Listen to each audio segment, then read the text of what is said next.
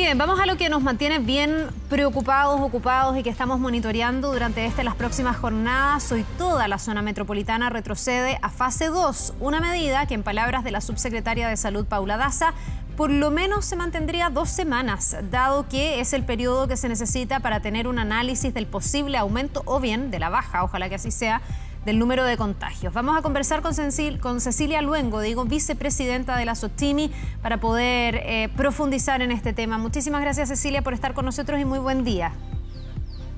Buenos días, Carla.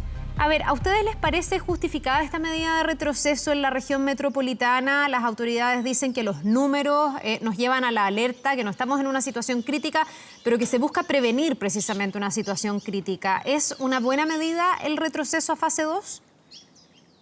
Sí, absolutamente, es una medida absolutamente justificada. Nosotros hemos visto, de acuerdo a los números, que a finales de septiembre y durante el mes de octubre llegamos a los números más bajos de contagio en todo el país, manteniéndose más bien en una meseta. No podemos decir que realmente bajó a un nivel deseable el número de contagios, pero sí se mantuvo en una meseta bastante más baja.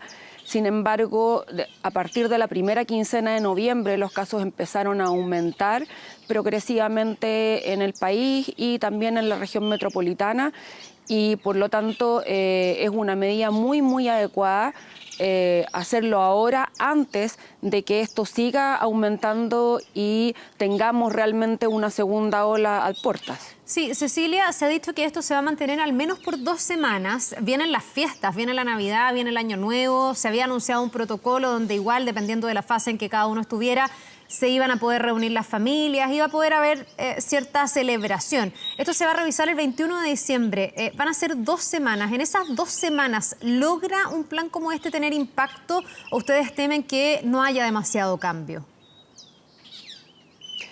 Depende de la población y depende de cómo se gestione y por lo tanto también cómo se fiscalice el plan. Lo que vamos a ver en 2 semanas es precisamente el resultado de pasar a fase 2. Pero hay que ver en el fondo si se cumple realmente esta fase 2 en términos de que efectivamente no haya desplazamiento fuera de las regiones, de que se mantengan los aforos.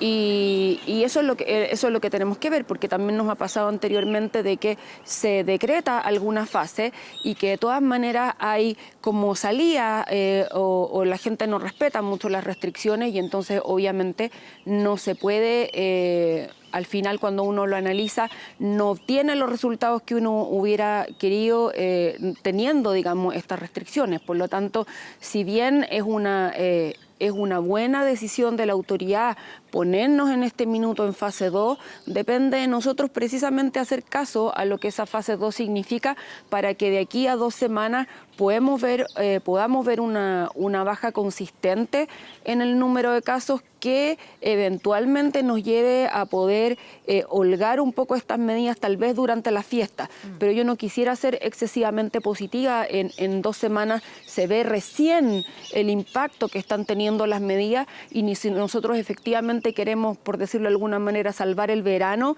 y quedarnos en la previa de una segunda ola y no vivir una segunda ola durante el verano, como lo está todavía haciendo el hemisferio norte. Tenemos que ser absolutamente cuidadosos y respetuosos y acatar en el fondo y hacer las medidas de prevención para disminuir la cantidad de contagios que todavía tenemos del coronavirus. Claro, igual uno se pregunta si no hay medidas que son contradictorias en esta fase 2 que además ha sido modificada, porque durante la semana las cosas deberían funcionar más o menos como venían funcionando.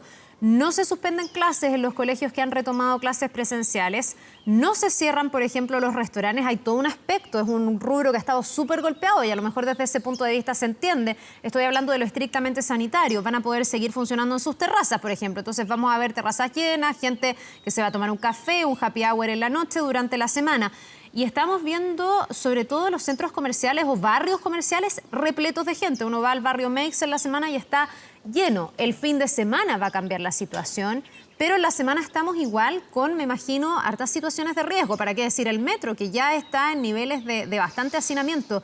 ¿No hay ahí una contradicción que en el fondo en la semana igual hay muchos lugares que podrían ser un foco de contagio?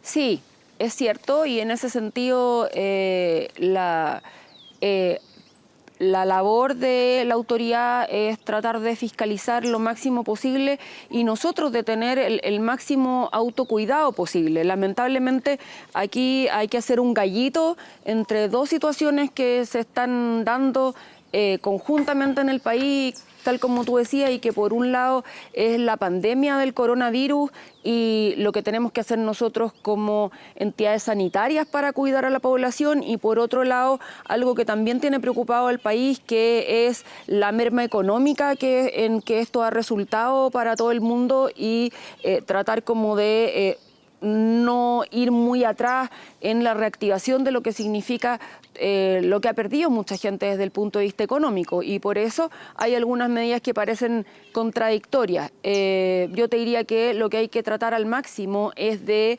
y en eso también creo que la autoridad está trabajando, en mantener los comercios que sean al aire libre, en mantener ferias que sean al aire libre, que tengan el aforo suficiente y el distanciamiento suficiente, y por supuesto que la gente que las visite tome las medidas de precaución, ande con alcohol gel cuando vaya a comprar, use su mascarilla en forma adecuada y evitar al máximo, yo lamento ser así, pero evitar al máximo los sitios de aglomeraciones que son a puerta cerrada, tal como tú decías, o sea, los moles.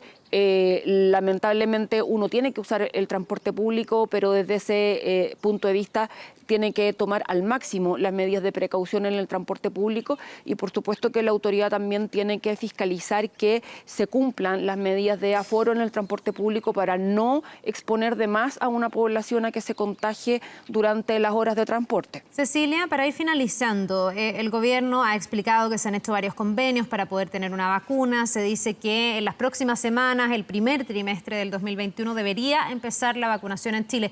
Ustedes desde la Sociedad Chilena de Medicina Intensiva, ¿qué expectativas le dirían a las personas que son las reales? ¿Cuándo, a través de la vacuna, podríamos tener controlada esta pandemia? Hay que ser realista. La vacuna, de acuerdo a lo que el mismo ministro París ha dicho, estaría llegando algunas de las vacunas con las que Chile ha establecido convenio a partir del primer trimestre, tal vez en enero, pero siempre el primer trimestre, y la población obviamente se va a empezar a vacunar en forma escalonada, se va a empezar a vacunar de acuerdo a lo que el mismo ministerio ha dicho, a las poblaciones de más riesgo primero.